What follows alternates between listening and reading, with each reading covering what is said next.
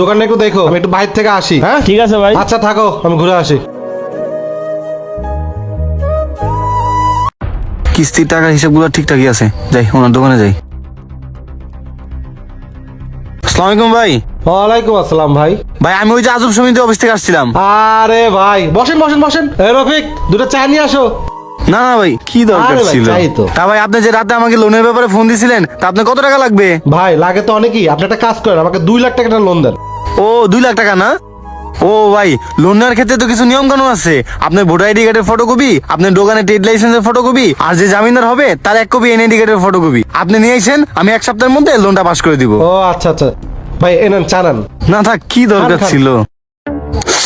ভাই আমি সবকিছু ব্যবস্থা করতেছি, এই সপ্তাহের মধ্যে আমার একটু লোনটা পাস করাই দিয়ে। আচ্ছা